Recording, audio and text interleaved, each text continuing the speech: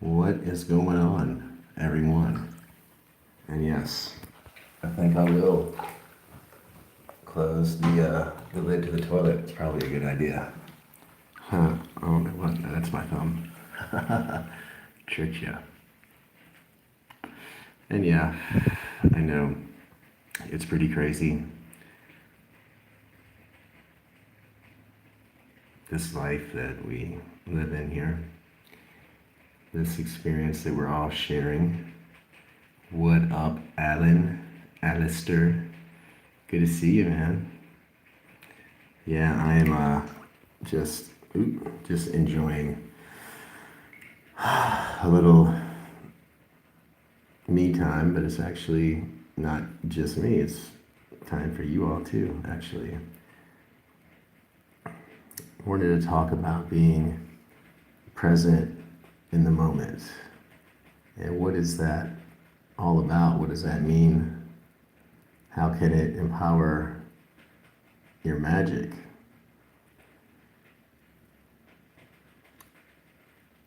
Being like practicing mindfulness, really, truly being present in any given moment is something that I think really a lot of us rarely do.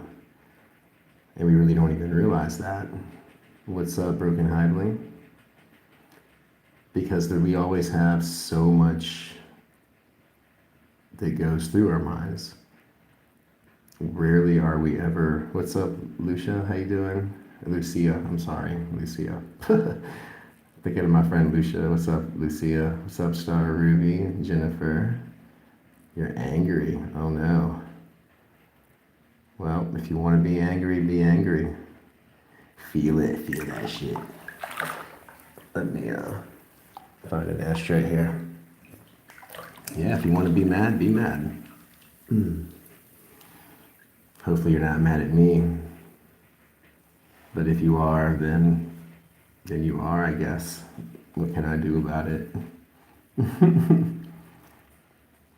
Not much, unfortunately. But if all of you, what's up, Nicolene? Oh, you're in your truck. Oh, yeah.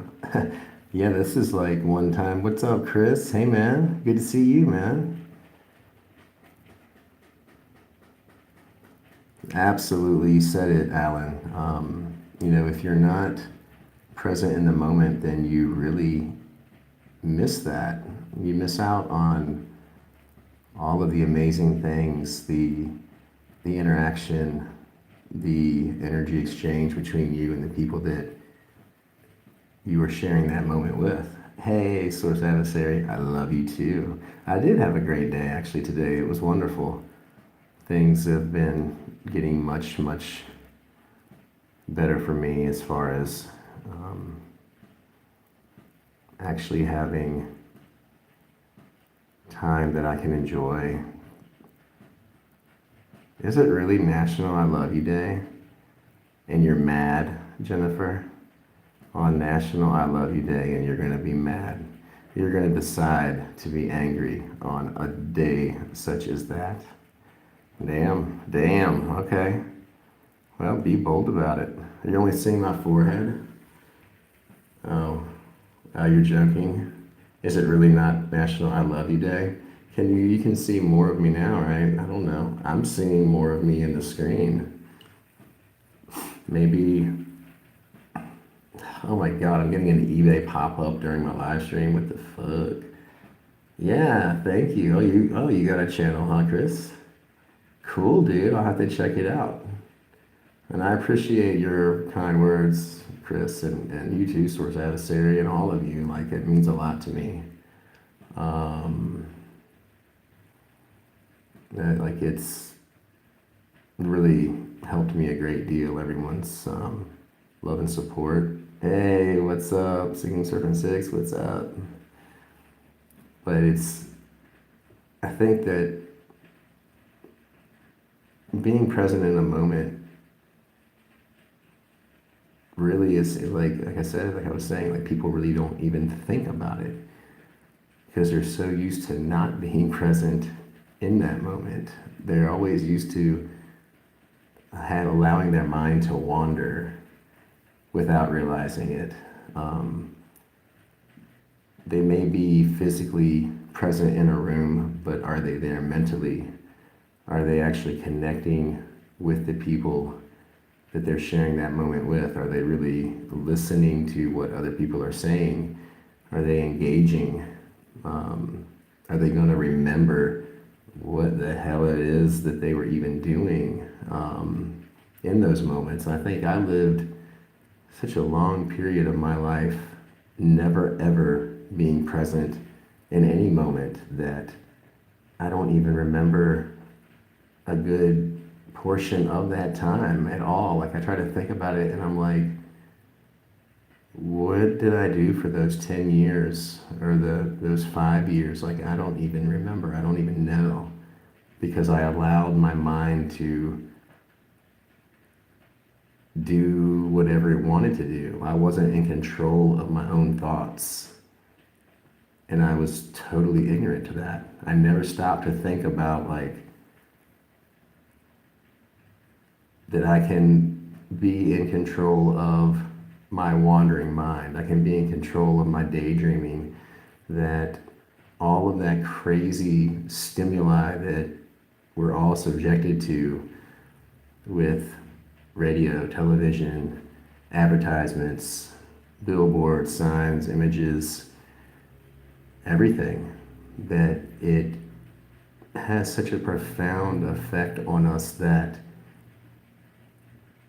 we actually become desensitized to such an extent that we don't even realize that we're not even really present in the most important parts of our lives, like when we're with people that we love, when we're at our children's birthday parties, when we're having experiences with people that we'll never have again, not in the same way that we are having them at that moment. Hey, what's up, Bella? And then, yeah, that's a good point, Jennifer. It's like the Matrix too. It's like, I feel like it's largely responsible. What's up, Tio Vila? I think the Matrix is largely responsible for it. Putting you in that, what I call like the Matrix fog. So where you're really never thinking about what's truly important. Your mind will be on things that are totally not meaningful in any kind of way at all. Things that are going to keep you from your goals, things that are going to cause you to put your time and attention into things that are garbage, that are junk. Did you really, Chris? Wow, that's insane. I know, right? Cool when that happens, isn't it? I've had so many crazy synchronicities here lately, and oh man, I've been having some of the craziest this last week. It's like beyond deja vu. It's like, it was scaring me, literally scaring me. I thought I was going to go crazy. Or I thought I was like actually really going crazy. And of course, I mean, I am crazy. All of us here, I think, are certainly guilty of that, of being crazy, or we can all say that, yeah, we're crazy, man. But like, I experienced 3 distinct events that this was maybe right before the weekend that I had already lived about a week or 2 prior, and I know I did. I knew every detail about it. I knew the conversations that I was going to have. I was having them. I had the answers to everything. I knew what people were going to say before they said it because it had already happened. And it was freaking me out. I had never had that happen to that degree before And it was just when it happened, it was one thing right after the other. And I was like, this is getting to be way too much. The first one was cool. It was a little hard to deal with, but then when it happened again 5 minutes later, and then the next day, the same, it really became to where it really wasn't like this cool novelty experience. It was like, what the hell is happening? What is going on? I don't even know how to put this, but I'm not going to freak out. I want to kind of freak out, but I'm not going to. And yeah, I guess it's you're right. I mean, it was definitely some very powerful psychic insight, but it's to the degree that I have never ever had before. Not like this. This was like I'm so certain that these things had already occurred. I can't even figure out how to properly elaborate on it or really choose the right words that will do it justice to where I feel like it's something that I guess you just have to experience to understand. And of course, I mean, I've had deja vu before. I know we all have, and it's like, okay, yeah, we know what that is, and we have experienced it. I know we all have, but this is so different, so powerful, so scary, and so out of control. Like it felt like I was out of control. I was like, all right, so what is going to happen next? What is going to happen next? And it chilled out. It chilled out. But man, it was freaking trippy as like for real. It was crazy. Having that profound psychic insight, if that's what it was really amazing, but I will tell you it's very hard to handle and deal with and accept. I know you were asking about astral projection a minute ago, Alan. I mean, I've had a lot of lucid dreaming and things that, yeah, I was probably projecting then. It's not something that I have been successful at doing on demand. As far as like, when I lay down tonight to go to sleep, I'm going to astral project, for an hour before I go to bed. And that's what's going to happen. No, I'm not able to just do that, no. I tried for years. It was something that was like at the forefront of my magical goals and aspirations for a long time, and I really put a lot of time and effort into it, and I was very close, and I don't really know ultimately why I gave up, but I think that I was putting way too much energy into it, trying way too hard, and I just couldn't find that sweet spot. I couldn't find that gap that I needed to fall into to make it happen. That gap that's in between wanting it so badly and putting everything that you have into it, but at the same time detaching from it entirely and not really giving a damn and just allowing it to happen. I couldn't find that spot. I couldn't fall into that little crevice. And then I just kind of walked away from it. I would get to the point to where my body was certainly vibrating, and I could feel that. And I could feel my energy body detaching from my physical body. I could feel that occurring. But for some reason, that is really where it would end. I don't know if I was sucking myself out or I was doing something, of course, that was jacking up the whole process.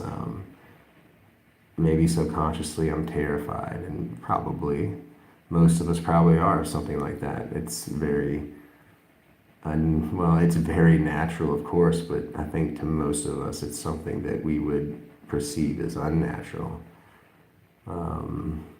And really, you would feel like you're out of control when really you probably have perfect control.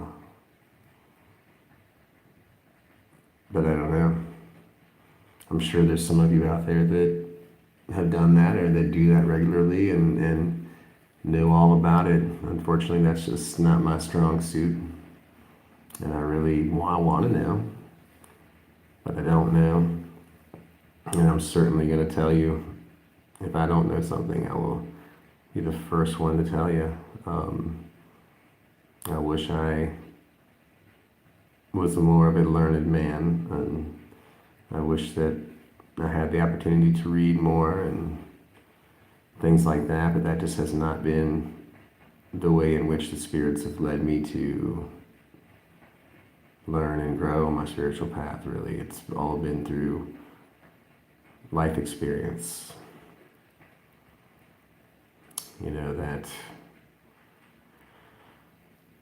life experience combined with knowledge that will equal to, out to ultimately to be wisdom. Hopefully, that's my goal, that's my intention anyway. Maybe some of it's going to lead to ignorance. I don't know. Wow, that's cool. That's cool. Yeah, and you're right. You're right, Alan. I mean, oh, you have a channel too, Source Emissary, man. All you need to have channels and nobody be telling me about this, man. I will never know. Thank you for telling me though, so I can subscribe and check it out. But yeah, you're right, Alan. I mean, I think that from what I understand, we all project in the wee hours of the morning if we're on a normal schedule. I mean, after we've been asleep for 3 or 4 or 5 hours, maybe what have you, and we're, I don't know, in REM sleep or whatever it is that your spirit or your energetic body leaves your physical body and kind of just hovers right there above it. And I know that I can remember this from when I talked about this a couple weeks ago. And I have vivid memories of this, 3, 4, 5 years old, of being able to look down on myself asleep, and I would abruptly be seated back into my body as I was being woken up by my mother every morning. Like, it was very, very startling, to say the least. It's something you never get used to, but it's like you're in this trance state, and you can see yourself, and and you can feel that you're floating, that you're not where you should be. You're floating above yourself, and then you hear your name being called, and then all of a sudden you're pulled back in, and you come to, and you're conscious in your body, and it's like, whoa! It's like being hit with a bucket of ice water. Oh, okay. That's a good point, Chris, to ask for help. And a good friend of mine, I've not done any of that, listen to any of that throat singing, but I'll definitely try that. Yeah, absolutely. Um,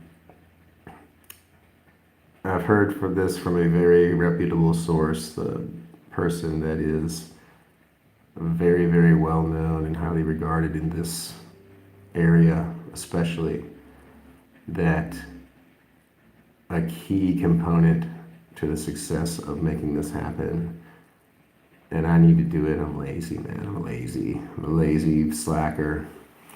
So I haven't done it, but I need to. But if any of you want to do it, this guy said that you really have to oh gosh, my mind is like so fried, that you need to oh my goodness gracious. It was right there, and it like, oh my God. I'm such a hot mess sometimes, and I can't think of All right, so yeah, everybody, just give me a moment. You can hear my candle in the background. It has a wood wick, and so it sounds so cool and crackly. And can y'all hear it? Can you hear that wooden wick goodness?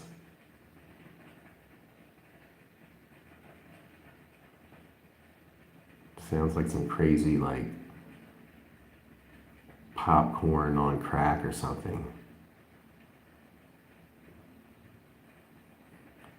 But anyway, what it was is affirmations, daily affirmations. And he said that you have to do this 3 times a day, at least 100 times in a row per session of saying that. This is a few different affirmations. When I sleep at night, I always dream, and I always remember my dreams. When I go to bed tonight, I'm going to astral project. And when I astral project, I am in complete control of everything that I decide to do, everywhere I decide to go. And you would do this in the morning 100, 150 times, each one of those separate phrases or thoughts. You would do it in the middle of the day, and you would do it at night. And he was saying, do this for 30 days minimum. Even when you don't feel like it, you got to do it as if your life depended on it. And it will certainly result in you being successful and just like successfully astral projecting. And of course that would apply to anything else in life that you want to do. I mean, I'm definitely a big proponent of affirmations, even though I'm not practicing what I preach in that arena at all. And I think the fact that I'm talking about it right now is definitely at least signifying to me anyways, it's something I need to be doing. And you're right, Alan, like, having that, maybe like playing on a loop while you sleep in the background so that you're subconsciously picking up these things almost as if they're like commands, like subliminal commands, is very powerful. Very, very, very powerful. I mean, I'm going to do a video very soon on brainwashing and manipulation. It's not because I am a proponent of that. I'm a black magician, but I'm not into being deceitful to people that I would portray as being their friend. I'm not like that, and I hate that. I hate that. I loathe it. It's like that's like what's wrong with the world, I've experienced that bullshit so many times.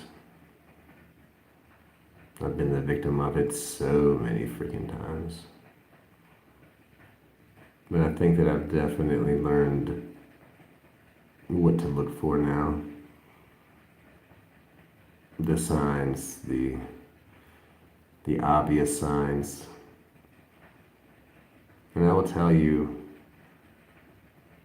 I do believe that in every single case where there is an opposition that is seeking to do you harm or control you, that they will always tell you exactly what they are doing right out in the open. It's in plain sight.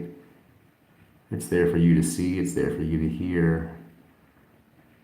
It's almost like it's a necessary, like it's almost like it's like it's like some type of like legality that they have to, that they can't withhold that information. And they're only going to do it once, probably. But it's there. And it has been said, and you've been made aware of it, but unfortunately, most of the time, we're not present in the moment. So we totally miss it. We miss it entirely because we're never there. We're somewhere else. And how many of life's problems and how many of big like major pain in the ass things that we deal with could we have avoided if we would have only been paying attention when we needed to, if we had only been present in that moment. We wouldn't have missed it. We would have seen it. We would have heard it as if we could have reached out and just grabbed it if we wanted to. But the Matrix definitely is so good at putting us in a trance state, that same trance state that we think that is so fucking hard to get into for magical purposes and meditation, that place that we're desperately seeking to find and understand, but we do it all the time, every day. How ironic and freaking crazy is that, right? Yeah, hold on a minute, y'all. What? Hello, yeah. I'm coming in just a minute. Yeah, I'm great. Fucking fabulous. Yeah. So, anyways, I am being summoned. Now I know what the spirits feel like. Yeah, I'm in the bathtub. No, I'm not asleep. I'm going to in just a second, for real. I will in just 1 second. I know I will, I promise. Okay, yes, yes, yes. Oh, I know. Well, it's more than I can bear. I must go be present in another moment and not present in this one, unfortunately. But yes, that's what I'm gonna do. I'm gonna do that. I love you all, and go be present in the next moment of your life that is about to happen. And it's about to happen right now. And for me and for you